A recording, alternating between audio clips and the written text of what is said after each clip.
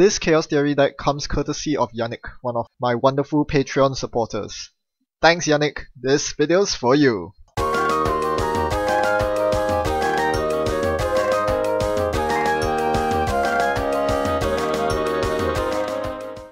Yannick's Shaper deck is not too dissimilar from the Temujin Kate deck I have piloted a week back. I don't know how long. Anyway, today I'm up against Palana.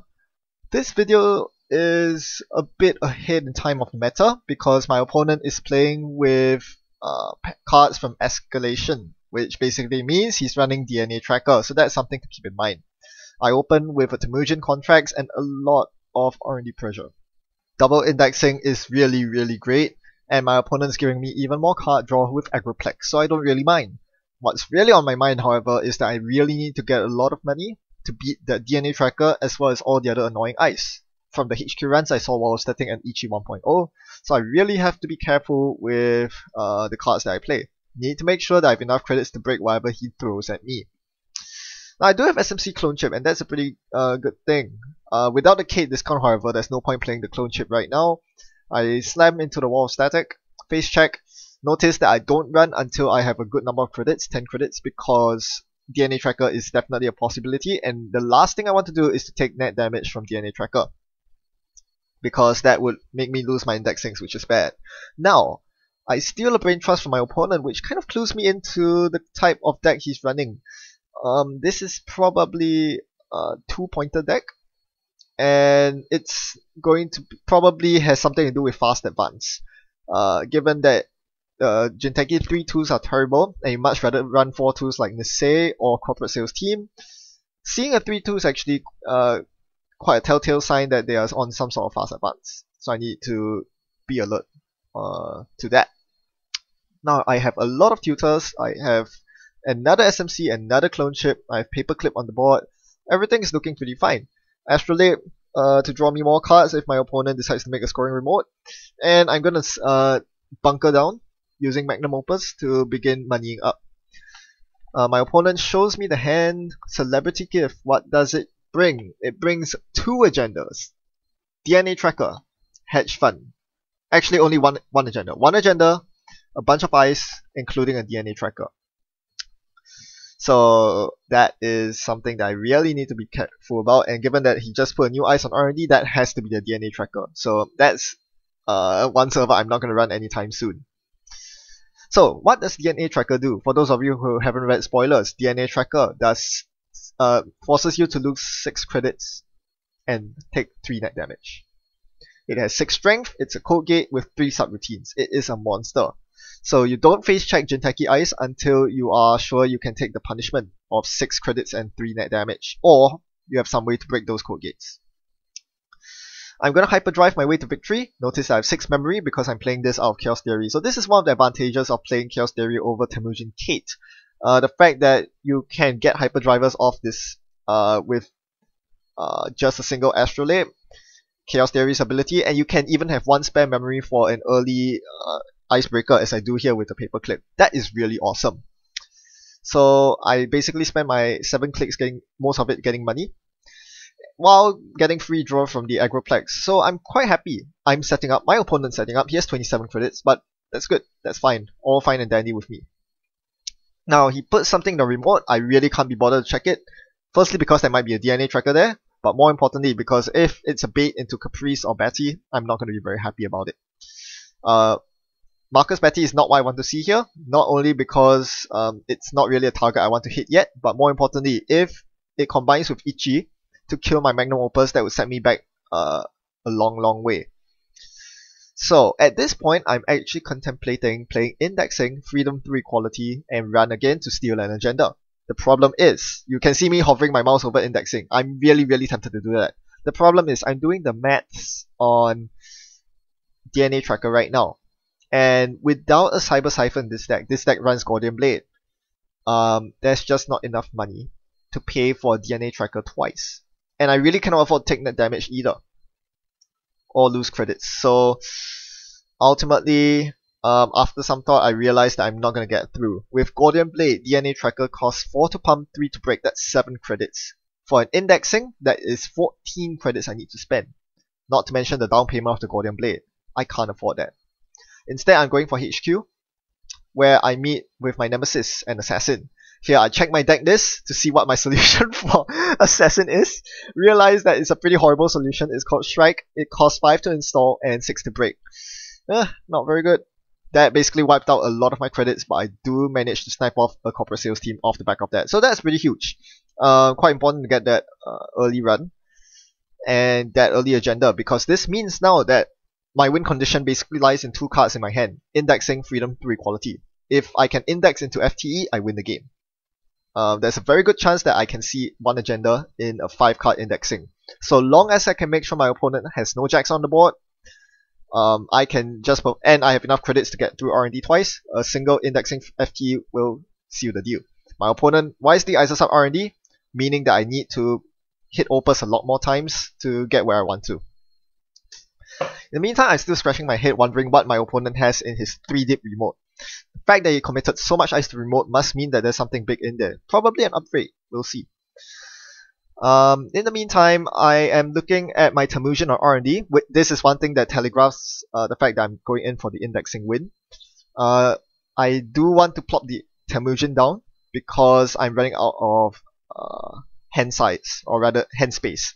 I don't want to ditch anything in my hand right now. Draw is important. As I draw here, I find a Gamble, which I play, a Guardian, which I need to play because that's my only decoder, and here I'm just contemplating which card to ditch. Plascrete is an obvious ditch. Do I ditch Vamp or Councilman? You can see me dragging the Vamp into my bin. I gave it another thought. I'm not sure. I could easily Vamp my opponent. I decide to keep the Vamp and ditch the Councilman instead. I think it's much more likely that I can time my run well such that there are no Jacksons on the board. That's more likely than yeah, basically I don't think I need a Councilman. Now my opponent, after the double advance, my opponent scores a sales team with a Clones Are Not People, bringing him to 3 points. So this is basically a 3-point agenda that gives him 10 credits. So that basically gives me a very sad face, because that kind of turns off my Vamp. I do have a slight credit lead, but don't forget it takes 8 credits to bust through HQ. So Vamp is only going to do so much work. And anyway, my main win condition is still on R&D with indexing freedom. So Vamp is not really relevant here, or is it? We'll see. He slots another thing into the remote. Since he's only on 3 points, I'm in no urgent state to check the remote now.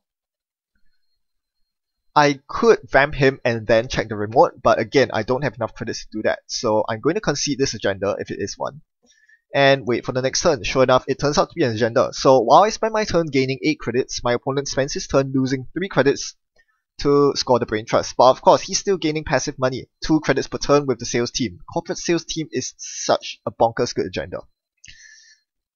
Turn over to me. What do I do here?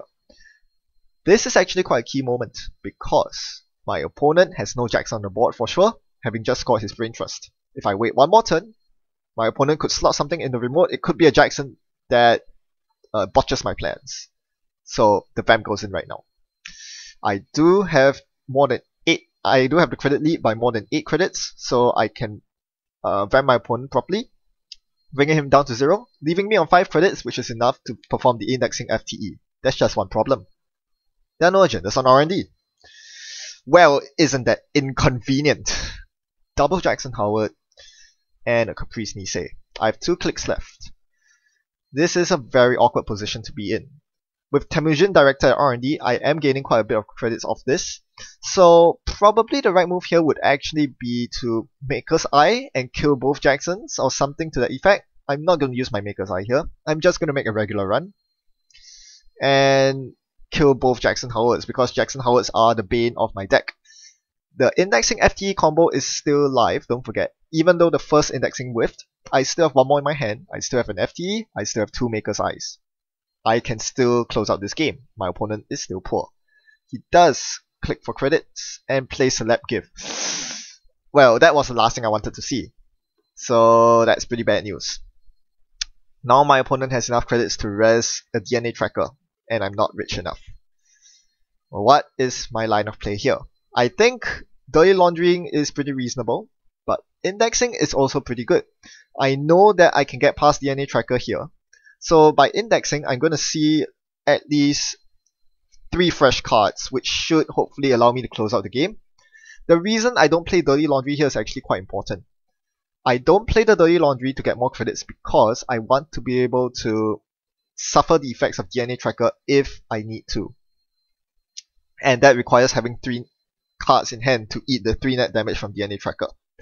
So I'm just going to perform an indexing here and see what he reses. He reses an Ichi, which I break with Strike for 4 credits. He doesn't res the middle ice, which I suspected was the DNA tracker, and the innermost is an Eli, which costs 3 credits, so that's a 7 credit indexing. To see, Crick Caprice, Palana Agroplex, Clones Are Not People Restructure, again a whiff, huge whiff. Well, that is such a bummer. That is really, really bad. What do I do now? I'm not that rich, I have a tag on me from the Vamp. Well, I guess I'm going to keep the tag because I don't really have any resources of note. Only a Temujin with 4 credits. It's not worth my opponent trashing. Here I just Dirty Laundry to HQ to try to find an agenda. I don't find any. That would have been a mistake anyway, because if I find an agenda at this point, I would much rather have Freedom 3 quality active. At this point, I do know that my opponent does have another copy of Clones Are Not People. It was drawn.